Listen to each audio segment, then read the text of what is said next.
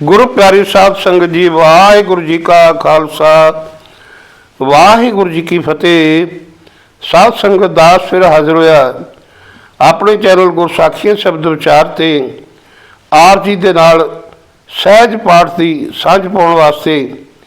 जो सहज पाठ सतगुरु ग्रंथ साहब जी महाराज की कृपा सदका आप अपने चैनल ते पिछले कुछ महीनों तो शुरू किया होया है।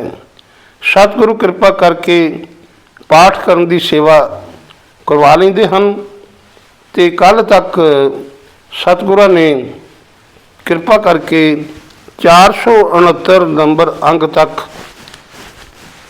पाठ करने की सेवा ली सी। हुण सतगुरु कृपा करन के इस तो अगले अंग नंबर 470 की सेवा पाठ करने की आपां कर सकीए। सब संगत सब कुछ तां ही संभव होएगा कि जे तुसी कृपा करोगे, तुसी दासरे दे सिर ते मेरे पर हथ रखोगे। सो सब संगत करो कृपा, दासरे दे सिर ते रखो मेरे पर हथ ते उचारण करो जी सतनाम श्री वाहिगुरु साहब जी। करो जी कृपा, फिर एक बार कहो जी धन धन श्री गुरु नानक देव जी, धन धन श्री गुरु रामदास साहब जी, धन धन श्री गुरु अर्जन देव साहब जी, धन धन श्री गुरु गोबिंद सिंह जी, कलगीधर पिता पार ब्रह्म परमेश्वर है। धन धन श्री गुरु ग्रंथ साहब जी, धन धन अमर अनोखे शहीद बाबा दीप सिंह जी, धन धन शहीद बाबा नौद सिंह जी। सालोक महला पहला, नानक मेरू शरीर का एक रथ एक रथवा। गुरु नानक साहब कहन लगे कि जिवें मेरू पर्वत के दुआले सारे ग्रह तारे पाउंदे हन, सारे दीपां का एक केंद्र है, तो इस विच सोना ते हीरे मिलते हैं। जां इवें भी कह लीए कि माला दे 108 मणकियां दे विचों जिहड़ा सरताज मणका वो मेरू है। जिवें मोतियां दे हार दा श्रोमणी मोती जिहड़ा वो मेरू मोती हुंदा है, मेरू खोंदा है। तिवें प्रभु की रचना दियां बेअंत जोनियां विचों श्रोमणी जून मनुखा जून मेरू खोंदी है। ते मनुखा शरीर जिहड़ा बाकी दुनिया के शरीरां विचों उत्तम है। हुण गुरु नानक साहब कह रहे हैं कि 84 लाख जूना विचों श्रोमणी मनुखा शरीर का एक रथ है, एक रथवाई है। भाव जिंदगी का एक लम्मा सफ़र है, मनुख मुसाफर है। इस लंबे सफ़र को सौखे तरीके दे नाल तय करने वास्ते जीव समय के प्रभाव विच अपनी मत अनुसार किसी न किसी की अगवाई में तुर रहे हैं, किसी न किसी का आसरा तक रहे हैं। पर ज्यों ज्यों समा गुजरता जा रहा है, जीवां के सुभाव बदल रहे हैं। इस वास्ते जीवां का अपनी जिंदगी का निशाना, जिंदगी का मनोरथ ये भी बदल रहा है। तो ताइयों तो फिर सतगुरु कह रहे हैं जुगो जुग फेर वटाय, ज्ञानी बुझे तां। ये जिहड़े युग ने 4 युग हुए ने, ते इन्हां 4 युगां दी जिहड़ी है ये वक्री वक्री उम्र है। पर इत्थे सतगुरु ये कहंदे ने कि हरेक युग विच ये मनुखी रथ, मनुख रथ ते रथवाई मुड़ मुड़ बदलते रहंदे हन। इस भेद नूं ਸਿਆਣੇ ਮਨੁੱਖ ਹੀ ਸਮਝਦੇ ਹਨ। ਹੁਣ ਜੇ ਆਪਾਂ ਇੱਥੇ ਯੁੱਗਾਂ ਦੀ ਗੱਲ ਕਰੀਏ ਤੇ ਯੁੱਗ ਹਨ 4 ਤੇ ਸ੍ਰਿਸ਼ਟੀ ਦੇ ਵਿੱਚ ਇਹਨਾਂ ਯੁੱਗਾਂ ਦੀ ਜਿਹੜੀ ਆ ਇੱਕ ਉਮਰ ਵੀ ਨਿਸ਼ਚਿਤ ਕੀਤੀ ਹੋਈ ਹੈ। ਇਹਨਾਂ 4 ਯੁੱਗਾਂ ਦੇ ਨਾਮ ਆਪਾਂ ਜੇ 4 ਯੁੱਗਾਂ ਦੇ ਨਾਂ ਗਿਣਨ ਲੱਗੀ ਤੇ ਸਤਯੁਗ, ਤ੍ਰੇਤਾ, ਦੁਆਪਰ ਤੇ ਕਲਯੁਗ। ਉਸ ਤਰ੍ਹਾਂ ਸਤਯੁਗ, ਦੁਆਪਰ, ਤ੍ਰੇਤਾ ਤੇ ਕਲਯੁਗ, ਪਰ ਤ੍ਰੇਤਾ ਜਿਹੜਾ ਉਹ ਪਹਿਲੋਂ ਆ ਗਿਆ ਸੀ, ਦੁਆਪਰ ਬਾਅਦ 'ਚ। ਤੀਜਾ ਯੁੱਗ ਜਿਹੜਾ ਹੈ ਇਹ ਪਹਿਲੋਂ ਹੋ ਗਿਆ, ਦੁਆਪਰ ਜਿਹੜਾ ਦੂਜਾ ਯੁੱਗ ਇਹ ਬਾਅਦ 'ਚ ਆਇਆ। ਹਰੇਕ ਯੁੱਗ ਦੀ ਜਿਹੜੀ ਉਮਰ ਹੈ ਕਰਮ ਅਨੁਸਾਰ ਇਹ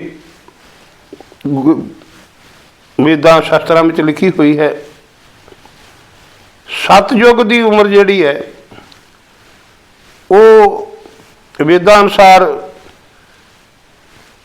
17,28,000 ਸਾਲ ਹੈ ਤੇ ਤ੍ਰੇਤਰੇ ਦੀ ਉਮਰ ਜਿਹੜੀ ਹੈ ਉਹ 15,96,000 ਸਾਲ ਹੈ। ਉਸ ਤੋਂ ਬਾਅਦ ਆ ਗਿਆ ਦੁਆਪਰ ਯੁੱਗ ਦੀ ਉਮਰ ਜਿਹੜੀ ਹੈ 8,64,000 ਸਾਲ ਹੈ ਤੇ ਜਿਹੜਾ ਕਲਯੁੱਗ ਹੈ ਇਸ ਦੀ ਉਮਰ ਜਿਹੜੀ ਹੈ 4,72,000 ਸਾਲ ਹੈ। ਇਹ ਸਾਰਾ ਸਮਾਂ ਮਿਲਾ ਕੇ ਇੱਕ ਮਹਾਂਯੁੱਗ ਬਣਦਾ ਹੈ। ਹਰੇਕ ਯੁੱਗ ਦੀ ਉਮਰ ਤਰਤੀਬਵਾਰ ਘਟਦੀ ਗਈ। ਇਸ ਸੰਬੰਧੀ ਖਿਆਲ ਇਹ ਹੈ ਕਿ ਇਹਨਾਂ ਯੁੱਗਾਂ ਵਿੱਚ ਦੇ ਜੀਵਾਂ ਦਾ ਸਰੀਰਕ ਬਲ ਤੇ ਆਚਰਣ ਕਮਜ਼ੋਰ ਹੁੰਦਾ ਜਾ ਰਿਹਾ। ਇਸੇ ਕਾਰਨ ਹੀ ਯੁੱਗਾਂ ਦੀ ਉਮਰ ਵੀ ਨਾਲੋਂ ਨਾਲ ਘਟਦੀ ਜਾ ਰਹੀ। ਹੁਣ ਇਹ ਜਿਹੜੇ ਯੁੱਗਾਂ ਦੇ ਬਾਰੇ ਦੱਸਦੇ ਨੇ ਸਤਿਗੁਰੂ, सतयुग रथ संतोख का धर्म अगे रथवा। सतयुग दे विच मनुखा शरीर का रथ संतोख हुंदा है ते रथवाई धर्म है। भाव जदों मनुख का आम तौर पर जिंदगी का निशाना धर्म होवे, धर्म जीवन मनोरथ होने करके संतोख उन्हां दी सवारी हुंदा है। संतोख वाला सुभाव जीवां दे अंदर प्रबल हुंदा है। ये जीव मानो सतयुगी हन ते सतयुग विच वस रहे हैं। त्रेतरे रथ जते का योरू अगैर थवा। त्रेतरे युग विच मनुखा शरीर दा रथ जत है ते इस जत रूप रथ दे अगे रथवाई सूरम गति है, जोर है। जदों मनुख का जिंदगी का निशाना सूरमता होवे तद फिर जत उन्हां दी सवारी हुंदा है। सूरमता दे प्यारे मनुखां दे अंदर जती रहण दा विलवा सब तो वधीक प्रबल हुंदा है। द्वापर रथ तपे का सत अगे रथवा। द्वापर युग विच मनुखा शरीर का रथ तप है। इस तप रूप रथ दे अगे रथवाई सत हुंदा है, मतलब सच हुंदा है। सत का भाव सच। जिंदगी का जदों मनुख की जिंदगी का निशाना उच्चा चाल चलन होवे तदों फिर तप जिहड़ा है उन्हां दी सवारी हुंदा है। उच्चे आचरण दे आशक अपने शरीर इंद्रियां नूं विकारां वल्लों बचाउण दी खातर कई तरह के तप करदे ने, कष्ट झेलदे हन। कल युग रथ अगन का कूड़ अगे रथवा। कल युग विच मनुखा शरीर का जिहड़ा रथ है तृष्णा है, अग है, तृष्णा की अग है। तो इस अग रूप रथ के अगे रथवाई जिहड़ा कूड़ है, भाव के झूठ इहदा रथवाई है। ਜਦੋਂ ਜੀਵਾਂ ਦੀ ਜ਼ਿੰਦਗੀ ਦਾ ਮਨੋਰਥ ਝੂਠ ਬੋਲਣਾ, ਠੱਗੀ ਮਾਰਨਾ ਹੋ ਜਾਵੇ ਤੇ ਤਦ ਫਿਰ ਤ੍ਰਿਸ਼ਨਾ ਰੂਪੀ ਅੱਗ ਜਿਹੜੀ ਹੈ ਉਹਨਾਂ ਦੀ ਸਵਾਰੀ ਹੁੰਦੀ ਹੈ। ਕੂੜ ਠੱਗੀ ਤੇ ਵਿਕੇ ਹੋਏ ਮਨੁੱਖ ਦੇ ਅੰਦਰ ਤ੍ਰਿਸ਼ਨਾ ਦੀ ਅੱਗ ਜਿਹੜੀ ਆ ਉਹ ਭੜਕਦੀ ਰਹਿੰਦੀ। ਮਹਲਾ ਪਹਿਲਾ। ਸ਼ਾਮ ਕੈ ਸਿਤੰਬਰ ਸੁਆਮੀ, ਸੱਚ ਮੈਂ ਆਸ਼ੇ ਸਾਚ ਰਹਿ, ਸਭ ਕੋ ਸੱਚ ਸਮਾਵੈ। ਇਹ ਜਿਹੜਾ ਸ਼ਾਮ ਇੱਕ ਵੀਰ ਦਾ ਨਾਂ ਹੈ। ਇਹ ਆਖਦਾ ਹੈ, ਸ਼ਾਮ ਵੇਦ ਆਖਦਾ ਹੈ ਕਿ ਸਤਯੁਗ ਦੇ ਵਿੱਚ ਜਗਤ ਦੇ ਮਾਲਕ ਸੁਆਮੀ ਦਾ ਨਾਮ ਸਿਤੰਬਰ ਪ੍ਰਸਿੱਧ ਹੋਇਆ। ਭਾਵ ਤਦੋਂ ਰੱਥ ਨੂੰ ਸਿਤੰਬਰ ਮੰਨ ਕੇ ਪੂਜਾ ਹੋ ਰਹੀ ਸੀ, ਜੋ ਸਦਾ ਸੱਚ ਵਿੱਚ ਟਿਕਿਆ ਰਹਿੰਦਾ ਸੀ। ਤਦ ਹਰੇਕ ਜੀਵ ਸੱਚ ਵਿੱਚ ਲੀਨ ਹੁੰਦਾ ਸੀ।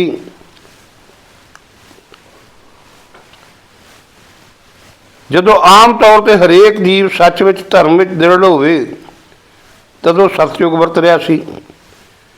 ਰਿੰਗ ਕਹਿ ਰਿਹਾ ਭਰਪੂਰ, ਰਾਮ ਨਾਮ ਦੇਵਾ ਮੈਂ ਸੂਰ।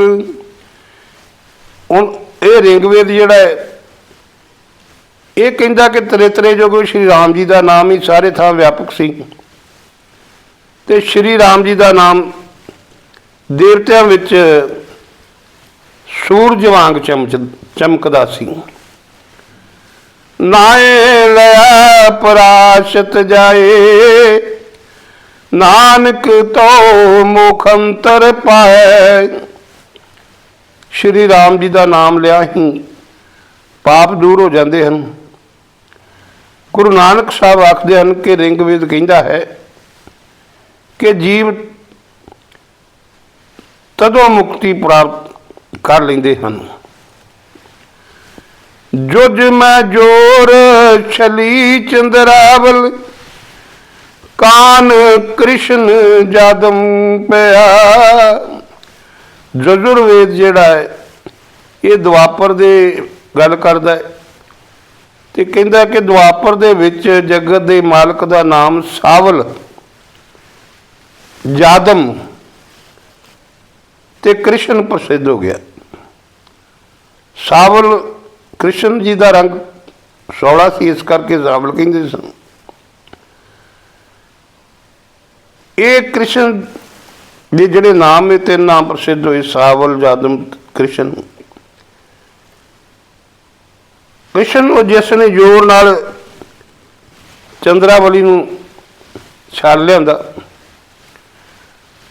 ਪਾਰ ਜਾਤ ਗੋਪੀ ਲੈ ਆਇਆ, ਬਿੰਦਰਾਬਨ ਮੈਂ ਰੰਗ ਕੀਆ।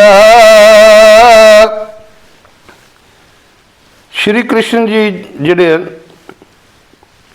ਇਹ ਨਾ ਆਪਣੀ ਪਿਆਰੀ ਪ੍ਰੇਮਿਕਾ ਜਾਂ ਗੋਪੀ ਕਹਿ ਲਓ, ਸਤਿਆ ਭਾਮਾ ਦੇ ਕਹਿ ਤੇ ਉਸਦੇ ਬਾਗ ਵਿੱਚ ਲਾਉਣ ਵਾਸਤੇ, ਸਤਿਆ ਭਾਮਾ ਜਿਹੜੀ ਸੀ ਉਹ ਰਾਜੇ ਸਤਰਾਜਿਤ ਦੀ ਧੀ ਸੀ ਤੇ ਕ੍ਰਿਸ਼ਨ ਜੀ ਦੀ ਪਿਆਰੀ ਇਸਤਰੀ ਸੀ।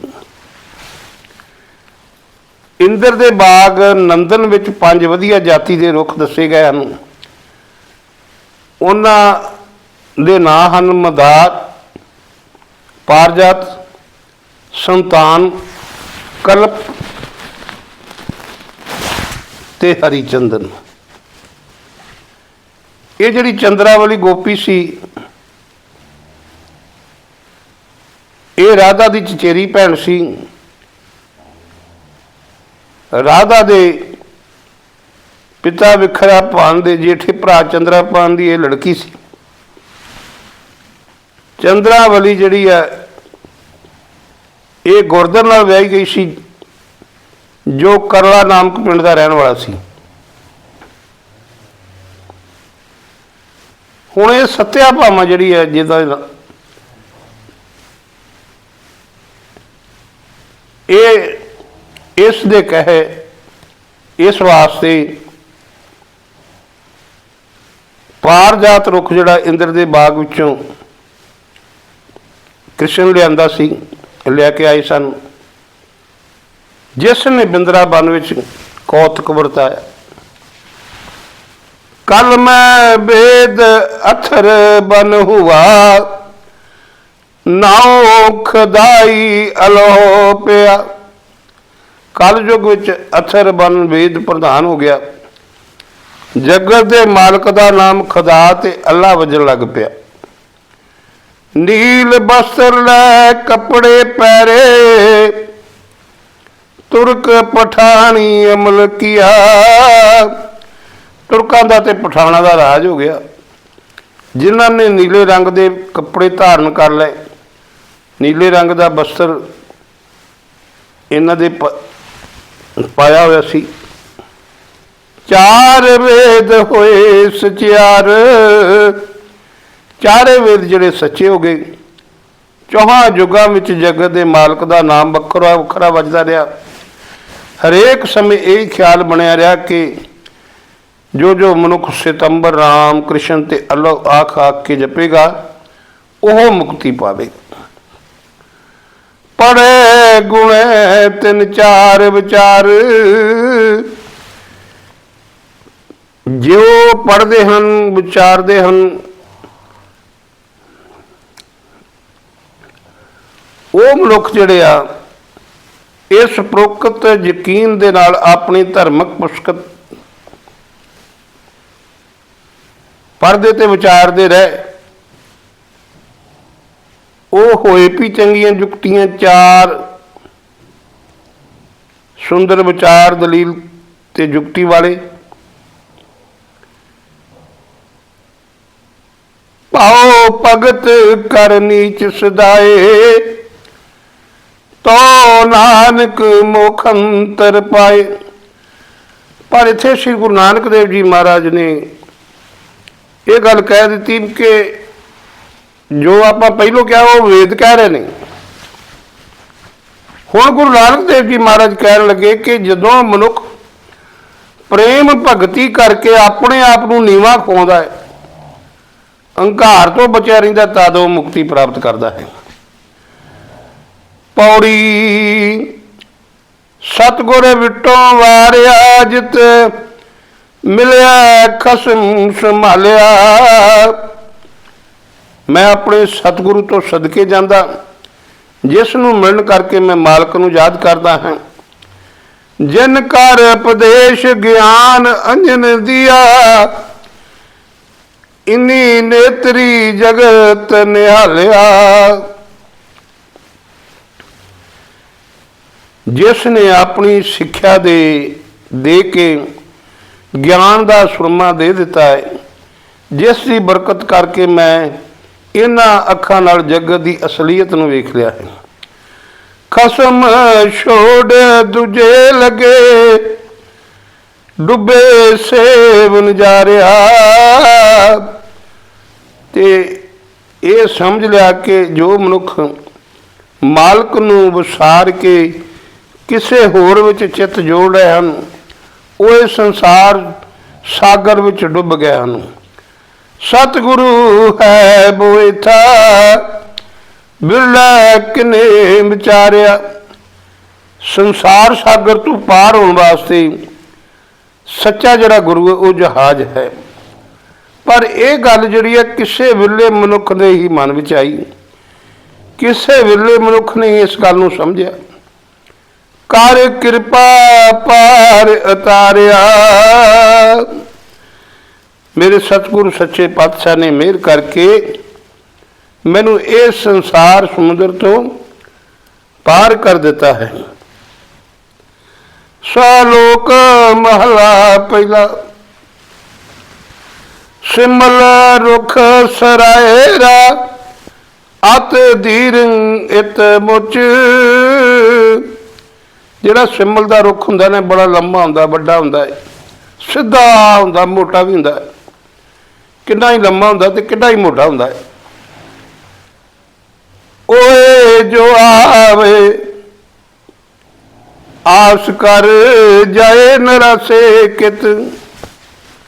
ਪਰ ਉਹ ਪੰਛੀ ਜੋ ਫਲ ਖਾਣ ਦੀ ਆਸ ਰੱਖ ਕੇ ਇਸ ਉੱਤੇ ਆ ਬੈਠਦੇ ਹਨ, ਉਹ ਨਿਰਾਸ਼ ਹੋ ਕੇ ਕਿਉਂ ਜਾਂਦੇ ਨੇ?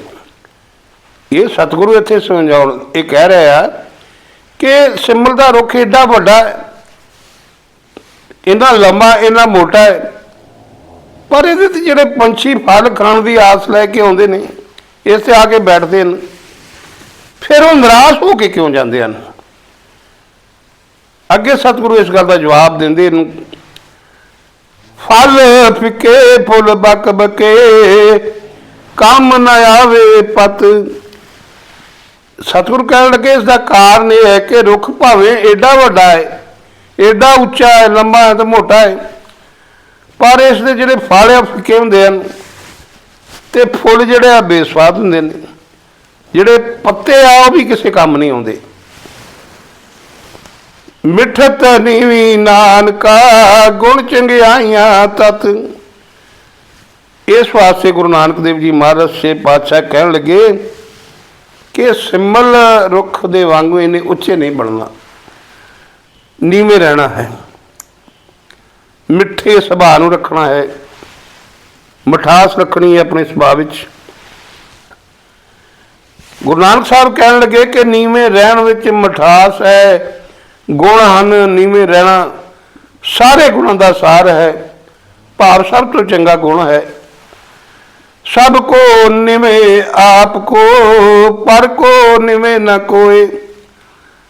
ਪਰ ਆਮ ਤੌਰ ਤੇ ਜਗਤ 'ਚ ਪਤਾ ਹੁੰਦਾ ਕੀ ਹੈ, ਇੱਥੇ ਹਰੇਕ ਜੀਵ ਜਿਹੜਾ ਆਪਣੇ ਸਵਾਰਥ ਲਈ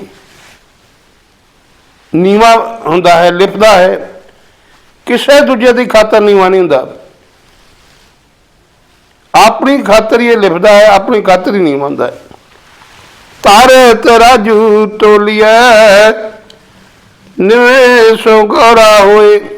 ਸਤਿਗੁਰੂ ਇਹ ਕਹਿਣ ਲੱਗੇ ਵੀ ਇਹ ਵੀ ਵੇਖ ਲਓ, ਇਹ ਵੀ ਵੇਖੋ ਕਿ ਜੇ ਤੱਕੜੀ ਉੱਤੇ ਧਰ ਕੇ ਤੋਲਿਆ ਜਾਵੇ, ਭਾਵ ਜੇ ਚੰਗੀ ਤਰ੍ਹਾਂ ਪਰਖ ਕੀਤੀ ਜਾਏ, ਤਾਂ ਵੀ ਨੀਵਾਂ ਪਲੜਾ ਹੀ ਭਾਰਾ ਹੁੰਦਾ ਹੈ, ਭਾਵ ਜੋ ਲਿਖਦਾ ਹੈ ਉਹ ਹੀ ਵੱਡਾ ਗਿਣਿਆ ਜਾਂਦਾ ਹੈ।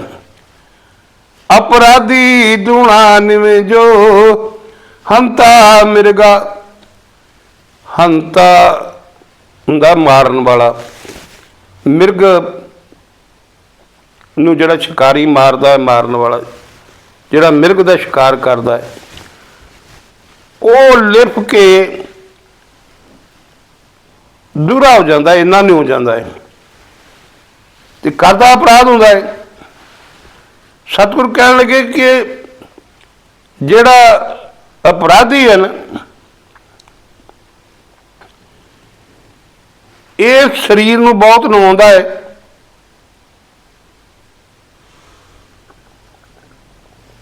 ਤੇ ਲਿਪ ਕੇ ਦੂਰਾ ਹੋ ਜਾਂਦਾ ਹੈ। ਸੀਸ ਨਵਾਈਐ ਕਿਆ ਥੀਐ, ਜਾਰ ਦੇ ਕੁਛ ਦੇ ਜਾਏ। ਫਿਰ ਕਹਿੰਦੇ ਇਹੋ ਜਿਹਾ ਸੀਸ ਨਵਾਉਣ ਦਾ ਕੀ ਫਾਇਦਾ, ਜਦੋਂ ਅੰਦਰੋਂ ਜੀਵ ਖੋਟੇ ਹੀ ਰਹਿਣ ਤੇ ਇਸ ਦੇ ਨਿਉਣ ਦਾ ਕੋਈ ਲਾਭ ਨਹੀਂ ਹੋ ਸਕਦਾ। ਮਹਲਾ ਪਹਿਲਾ। ਪੜ ਪੁਸਤਕ ਸੰਧਿਆ ਬਾਦਿੰ, ਸਿਲ ਪੂਜਿਸ ਬੰਗਲ ਸਮਾਦਿੰ। ਪੰਡਤ ਵੇਦ ਆਦਿਕ ਧਾਰਮਿਕ ਪੁਸਤਕਾਂ ਪੜ੍ਹ ਕੇ ਸੰਧਿਆ ਕਰਦੇ ਹਨ, ਹੋਰਨਾਂ ਦੇ ਨਾਲ ਚਰਚਾ ਛੇੜਦੇ ਹਨ, ਮੂਰਤੀ ਪੂਜਦਾ ਹੈ ਤੇ ਬੰਗਲੇ ਵਾਂਗੂ ਸਮਾਧੀ ਲਾਉਂਦੇ ਹਨ। ਮੁਖ ਝੂਠ ਵਿਭੂਖ ਨਸਾਰਿੰ, ਮੁਖੋਂ ਝੂਠ ਬੋਲਦਾ ਪਰ ਉਸ ਝੂਠ ਨੂੰ ਬੜੇ ਸੋਹਣੇ ਗਹਿਣਿਆਂ ਵਾਂਗੂ ਸੋਹਣਾ ਕਰਕੇ ਵਿਖਾਲਦਾ ਹੈ। ਤ੍ਰੈ ਪਾਲ ਤਿਹਾਲ ਵਿਚਾਰਨ, ਤਿੰਨਾਂ ਪਦਾਂ ਵਾਲੀ ਤ੍ਰਿਪਦਾ ਗਾਇਤਰੀ ਮੰਤਰ। ਗਾਇਤਰੀ ਇੱਕ ਬੜਾ ਪਵਿੱਤਰ ਛੰਦ ਦਾ ਨਾਮ ਹੈ, ਜਿਸ ਨੂੰ ਹਰੇਕ ਬ੍ਰਾਹਮਣ ਸੰਧਿਆ ਕਰਨ ਵੇਲੇ ਅਤੇ ਕਈ ਹੋਰ ਸਮਿਆਂ ਉੱਤੇ ਬੜੀ ਸ਼ਰਧਾ ਨਾਲ ਪੜ੍ਹਦੇ ਹਨ। ਉਹਨਾਂ ਦਾ ਵਿਸ਼ਵਾਸ ਹੈ ਕਿ ਇਸ ਮੰਤਰ ਦੇ ਪ੍ਰੇਮ ਨਾਲ ਪਾਠ ਕੀਤਿਆਂ ਸਭ ਪਾਪ ਨਿਵਰਤ ਹੋ ਜਾਂਦੇ ਨੇ। ਇਹ ਮੰਤਰ ਰਿੰਗਵੇਦ ਦੇ ਤੀਜੇ ਮੰਡਲ ਵਿੱਚ ਇਹ ਲਿਖਿਆ ਹੈ, ਤ੍ਰੇਹ ਕਾਲ 3 ਵਾਰੀ ਧਿਆਲ, ਹਰ ਰੋਜ਼ 3 ਵਾਰੀ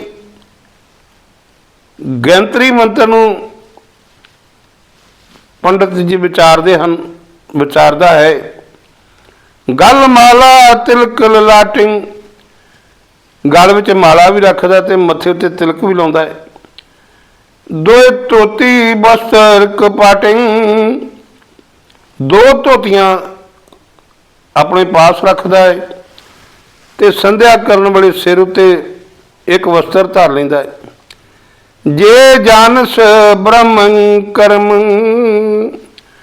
ਪਰ ਜੇ ਪੰਡਤ ਰੱਬ ਦੀ, ਬ੍ਰਹਮ ਦੇ ਕੰਮ ਦੀ, ਰੱਬ ਦੀ ਬੰਦਗੀ ਦੇ ਕੰਮ ਦੀ, ਸਿਫਤ ਸਲਾਹ ਦਾ ਕੰਮ ਜਾਣਦਾ ਹੋਵੇ, ਸਭ ਫੋਕਟ ਨਿਸ਼ਚੋ ਕਰਮ, ਫਿਰ ਜਿਹੜੇ ਹਨ ਇਹ ਨਿਸ਼ਚਾ ਕਰਕੇ ਜਾਣ ਲਓ ਕਿ ਉਹ ਬਾਕੀ ਜਿਹੜੇ ਕੰਮ ਹੈ ਸਭ ਫੋਕੇ ਹਨ।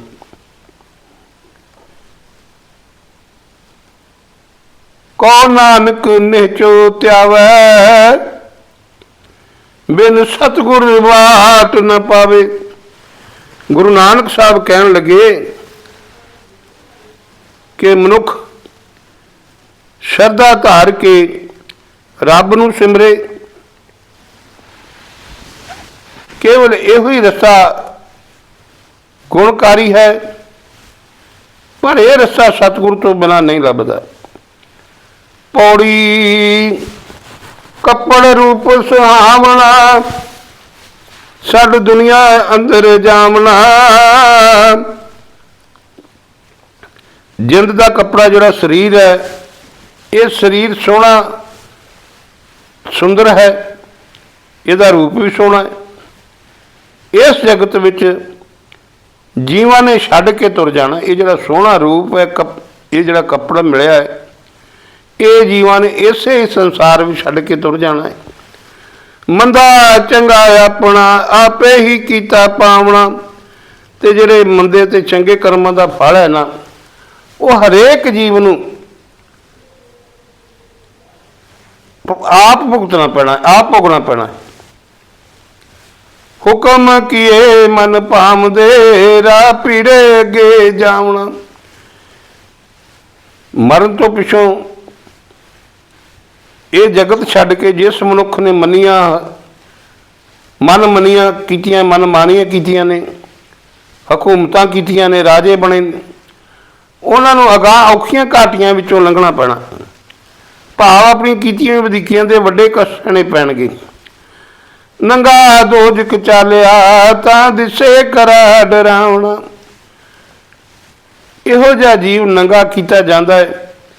ਉਸ ਦੇ ਕੀਤੇ ਹੋਏ ਪਾਪ ਕਰਮਾਂ ਦਾ ਨਕਸ਼ਾ ਉਸਦੇ ਸਾਹਮਣੇ ਰੱਖਿਆ ਜਾਂਦਾ ਵੀ ਤੂੰ ਆਹ ਕੁਝ ਕੀਤਾ।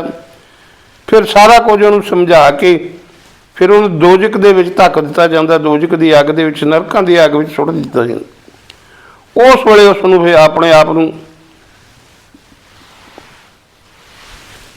ਬੜਾ ਡਰਾਉਣਾ ਰੂਪ ਦਿਸਦਾ ਹੈ। ਕਰ ਔਗਣ ਪਛੂਤਾਵਣਾ, ਇਹ ਫਿਰ ਮੁੜ ਕੇ ਜਿਹੜੇ ਨੇ ਭੈੜੇ ਕੰਮ ਕੀਤੇ ਹੁੰਦੇ ਆ ਨਾ, ਇਹ ਕਰਕੇ ਫਿਰ ਅੰਤ ਨੂੰ ਪਛਤਾਉਂਦਾ ਹੈ। ਸੋ ਗੁਰੂ ਸਵਾਰੇ ਸਾਧ ਸੰਗਤ, ਇਹ ਜਿਹੜਾ ਇਹਨਾਂ ਸ਼ਲੋਕਾਂ ਦੇ ਵਿੱਚ ਇਹ ਜੋ ਪਾਠ ਆਪਾਂ ਕੀਤਾ, ਜੋ ਜਿਤਨੀ ਕੁ ਸੇਵਾ ਸਤਿਗੁਰਾਂ ਨੇ ਲਈ ਹੈ, ਇਸ ਦੇ ਵਿੱਚ ਧੰਨ ਗੁਰੂ ਨਾਨਕ ਦੇਵ ਜੀ ਮਹਾਰਾਜ ਸੱਚੇ ਪਾਤਸ਼ਾਹ ਨੇ ਇਹੋ ਸਮਝਾਉਣ ਦਾ ਯਤਨ ਕੀਤਾ ਹੈ ਕਿ ਸੱਚੇ ਗੁਰੂ ਤੋਂ ਬਿਨਾਂ ਗਤ ਨਹੀਂ। ਗੁਰੂ ਹੀ ਮਾਰਗ ਦੱਸਦਾ ਹੈ, ਗੁਰੂ ਰਸਤਾ ਦੱਸਦਾ ਹੈ ਪ੍ਰਭੂ ਦੇ ਮਿਲਾਪ ਦਾ। ਇਸ ਲਈ ਸਤਿਗੁਰੂ ਸੱਚੇ ਪਾਤਸ਼ਾਹ ਕਹਿਣ ਲੱਗੇ ਕਿ ਗੁਰੂ ਦੇ ਆਖੇ ਲੱਗੋ, ਗੁਰੂ ਦੇ ਕੋਲ ਜਾਓ, ਗੁਰੂ ਦੇ ਚਰਨਾਂ ਵਿੱਚ ਜਾਓ। ਸੋ ਆਓ ਸਾਧ ਸੰਗਤ ਜੀ, ਆਪਾਂ ਵੀ ਗੁਰੂ ਗ੍ਰੰਥ ਸਾਹਿਬ ਜੀ ਮਹਾਰਾਜ ਦੀ ਹੁਕਮ ਨੂੰ ਮੰਨਦੇ ਹੋਏ ਉਹਨਾਂ ਦੀ ਬਾਣੀ ਦੇ ਰਾਹੀਂ ਜੋ ਉਹ ਸਾਨੂੰ ਸਮਝਾਉਂਦੇ ਹਨ, ਉਸ ਨੂੰ ਮੰਨ ਕੇ ਤੇ ਲੋਕ ਸੁਖੀ ਅਤੇ ਪਰਲੋਕ ਸਹੇਲੇ ਕਰ ਲਈਏ ਜੀ। ਹੁਣ ਸਮਾਪਤੀ ਹੈ। ਭੁੱਲ ਚੁੱਕ ਦੀ ਅਰਦਾਸ ਕਰਨ ਤੋਂ ਪਹਿਲਾਂ ਆਪ ਜੀ ਦੇ ਚਰਨਾਂ ਵਿੱਚ ਇਹੋ ਬੇਨਤੀ ਹੈ ਕਿ ਜਿਨ੍ਹਾਂ ਵੀਰਾਂ ਨੇ, ਜਿਨ੍ਹਾਂ ਭੈਣਾਂ ਭਰਾਵਾਂ ਨੇ ਸਤ ਸੰਗਤਿਓ ਸਾਹਿਬ ਜੀਓ ਅਜੇ ਤੱਕ ਅੰਮ੍ਰਿਤ ਛਕ ਕੇ ਖੰਡੇ ਬਾਟੇ ਦਾ ਗੁਰੂ ਵਾਲੇ ਨਹੀਂ ਬਣੇ, ਉਹਨਾਂ ਦੇ ਚਰਨਾਂ ਵਿੱਚ ਬੇਨਤੀ ਹੈ ਕਿ ਪੰਜਾਂ ਪਿਆਰਿਆਂ ਦੇ ਕੋਲੋਂ ਖੰਡੇ ਬਾਟੇ ਦੀ ਪਾਹੁਲ ਲੈ ਕੇ ਗੁਰੂ ਵਾਲੇ ਬਣੀਏ। ਤੇ ਗੁਰੂ ਗ੍ਰੰਥ ਸਾਹਿਬ ਜੀ ਨੇ ਜੋ ਆਪਣੇ ਗੁਰੂ ਹਨ, ਇਹਨਾਂ ਦੀ ਅਗਵਾਈ ਜਿਹੜੀ ਹੈ ਉਹ ਸਤਿਗੁਰੂ ਗੁਰੂ ਗੋਬਿੰਦ ਸਿੰਘ ਜੀ ਮਹਾਰਾਜ ਦੇ ਹੁਕਮ ਅਨੁਸਾਰ ਪੰਜ ਪਿਆਰਿਆਂ ਨੂੰ ਸੌਂਪੀ ਹੋਈ ਹੈ। ਪੰਜ ਪਿਆਰੇ ਜਿਹੜੇ ਨੇ ਅੰਮ੍ਰਿਤ ਛਕਾਉਂਦੇ ਹਨ। ਗੁਰੂ ਗ੍ਰੰਥ ਸਾਹਿਬ ਜੀ ਦੀ ਹਾਜ਼ਰੀ ਵਿੱਚ ਅੰਮ੍ਰਿਤ ਦਾ ਬਾਟਾ ਤਿਆਰ ਹੁੰਦਾ ਹੈ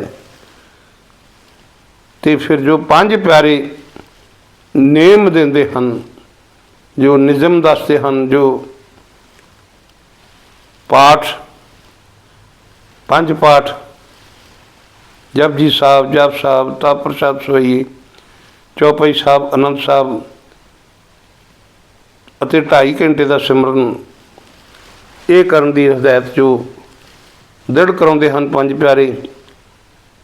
ਇਹ ਨਿਤਨੇਮ ਜਿਹੜਾ ਇਹ ਦ੍ਰਿੜ ਕਰਕੇ ਆਪਾਂ ਨੇਮ ਕਰਾਂਗੇ ਤੇ ਫਿਰ ਪ੍ਰੇਮ ਉਤਪਤ ਹੋਵੇਗਾ ਗੁਰੂ ਗ੍ਰੰਥ ਸਾਹਿਬ ਜੀ ਦੇ ਨਾਲ। ਤੇ ਜਿਨ੍ਹਾਂ ਦਾ ਗੁਰੂ ਗ੍ਰੰਥ ਸਾਹਿਬ ਜੀ ਦੇ ਨਾਲ ਪ੍ਰੇਮ ਪੈ ਗਿਆ, ਉਹਨਾਂ ਦੇ ਲੋਕ ਸੁਖੀ ਹੋ ਜਾਣਗੇ, ਉਹਨਾਂ ਦੇ ਪਰਲੋਕ ਸਹੇਲੇ ਹੋ ਜਾਣਗੇ। ਸੋ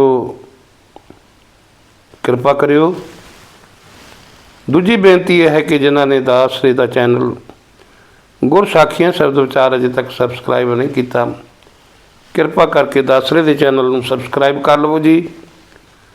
ਹੁਣ ਭੁੱਲ ਚੁੱਕ ਦੀ ਅਰਦਾਸ ਹੈ। ਨਿਮਾਣਿਆਂ ਦੇ ਮਾਣ ਸਤਿਗੁਰੂ, ਨਤਾਣਿਆਂ ਦੇ ਤਾਣ ਸਤਿਗੁਰੂ, ਨਿਉਟਿਆਂ ਦੀ ਓਟ ਸਤਿਗੁਰੂ, ਧੰਨ ਧੰਨ ਨਿਰੰਕਾਰ ਸਰੂਪ ਸੱਚੇ ਪਾਤਸ਼ਾਹ ਸਾਹਿਬ ਸ੍ਰੀ ਗੁਰੂ ਗ੍ਰੰਥ ਸਾਹਿਬ ਜੀ ਮਹਾਰਾਜ ਆਪ ਜੀ ਦੀ ਹਜ਼ੂਰੀ ਅੰਦਰ ਅਰਦਾਸ ਬੇਨਤੀ ਜੋਦੜੀ ਦਰ 'ਤੇ ਪ੍ਰਵਾਨ ਕਰਨੀ। ਸੱਚੇ ਪਿਤਾ ਧੰਨ ਧੰਨ ਗੁਰੂ ਗ੍ਰੰਥ ਸਾਹਿਬ ਜੀ ਆਪ ਜੀ ਦੀ ਅਗਾਧ ਬੋਧ ਬਾਣੀ ਦਾ ਪਾਠ ਕਰਦਿਆਂ ਹੋਇਆਂ, ਸ਼ਬਦ ਵਿਚਾਰਾਂ ਕਰਦਿਆਂ ਹੋਇਆਂ ਅਨੇਕਾਂ ਭੁੱਲਾਂ ਗਲਤੀਆਂ ਹੋਈਆਂ ਹਨ। ਅਣਜਾਣ ਤੇ ਭੁੱਲਣਹਾਰ ਬੱਚਾ ਸਮਝ ਕੇ ਮਾਫ਼ ਕਰ ਦੇਣਾ। ਅੱਗੇ ਤੋਂ ਸ਼ੁੱਧ ਤੇ ਸਪਸ਼ਟ ਬਾਣੀ ਪੜ੍ਹਨ ਦੀ ਬਲ ਬੁੱਧੀ ਬਖਸ਼ਿਸ਼ ਕਰਨਾ। ਕਥਾ ਵਿਚਾਰਾਂ ਕਰਨ ਦੀ ਜਾਚ ਆ ਜਾਵੇ, ਕਿਰਪਾ ਕਰਨਾ। ਆਦੀਆਂ ਵਿਆਦੀਆਂ ਦੁੱਖਾਂ ਕਲੇਸ਼ਾਂ ਦਾ ਨਾਸ਼ ਕਰਕੇ ਆਪਣੇ ਭਜਨ ਦਾ ਪ੍ਰਤਾਪ ਬਖਸ਼ਿਸ਼ ਕਰਨਾ। ਚੈਨਲ ਗੁਰ ਸਾਖੀਆਂ ਸ਼ਬਦ ਵਿਚਾਰ ਉੱਤੇ ਮਿਹਰ ਭਰਿਆ ਹੱਥ ਰੱਖਣਾ। ਚੈਨਲ ਨੂੰ ਚੜ੍ਹਦੀਆਂ ਕਲਾ ਵਾਲੇ ਪੰਨੇ ਲੈ ਕੇ ਜਾਣਾ। ਸੱਚੇ ਪਿਤਾ ਵਾਹਿਗੁਰੂ ਜੀ, ਧੰਨ ਧੰਨ ਗੁਰੂ ਗ੍ਰੰਥ ਸਾਹਿਬ ਜੀ। ਚੈਨਲ ਦੇ ਨਾਲ ਜੁੜੀ ਹੋਈ ਸਮੂਹ ਸਾਧ ਸੰਗਤ ਦੀਆਂ ਸੰਪੂਰਨ ਮਨੋਕਾਮਨਾਵਾਂ ਪੂਰੀਆਂ ਕਰਨੀਆਂ। ਸੁਖ ਹੋਵੇ ਨਾਮ ਚਿਤ ਆਵੇ, ਨਾਨਕ ਨਾਮ ਚੜ੍ਹਦੀ ਕਲਾ, ਤੇਰੇ ਭਾਣੇ ਸਰਬੱਤ ਦਾ ਭਲਾ। ਵਾਹਿਗੁਰੂ ਜੀ ਕਾ ਖਾਲਸਾ, ਵਾਹਿਗੁਰੂ ਜੀ ਕੀ ਫਤਿਹ। ਵਾਹਿਗੁਰੂ ਸਾਹਿਬ ਜੀ, ਸਤਿਨਾਮ ਵਾਹਿਗੁਰੂ।